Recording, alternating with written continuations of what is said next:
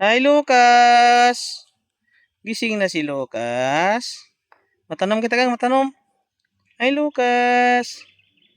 Guys, welcome naman sa aking YouTube channel, sa aking page, Your TV page, at saka sa aking channel, Your TV. And for today's vlog ay magtatanim tayo ng sibuyas dahon.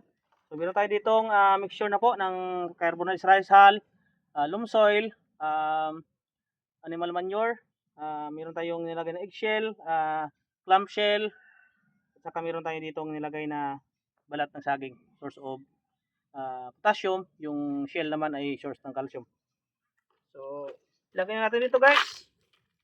Ito, ginagamit natin to guys. Hindi natin tinatapon kasi basura to.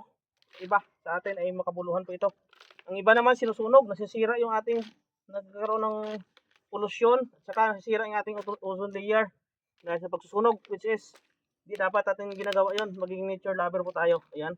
So, ang iba, tinatapon nila yung mga balat ng itlog, yung balat ng saging, yung mga balat ng gulay, prutas, which is tinatapon nila sa basuran. Kapag pumunta po tayo sa basuran, makita natin matataba yung mga damo. Dahil nga, doon nila tinatapon, which is pwede natin gamitin yon pampataba sa ating mga halaman. At the same time, nakakontrol po tayo sa pagdami ng basura. So, gawin natin to sa bahay guys. Wala na po tayong kailangang gastusin kapag meron tayong mga tanim. Self-sufficient po tayo, hindi natin kailangan gumastos malaki. At the same time, nakatulong tayo sa ating nature, sa pag-spread ng mga basura. So tanim natin to guys. Huwag natin tanggalan to yung iba tinatanggal. Tanggalin natin to guys kapag kailangan natin siyang lutuin. Pero pag hindi naman natin lulutuin, pwede natin ilagay para i-preserve natin. At the same time, kung kukuha po tayo, magluluto tayo, kukuha lang po tayo dito. Maraming salamat. Sana po nakatulong ako sa inyo sa ating kalikasan sa pagkontrol ng basura.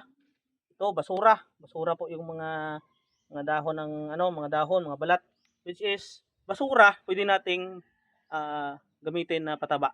Nakatulong tayo sa ating kalikasan, nakatulong pa sa ating mga gastusin sa bahay. Maraming salamat. God bless. Ano,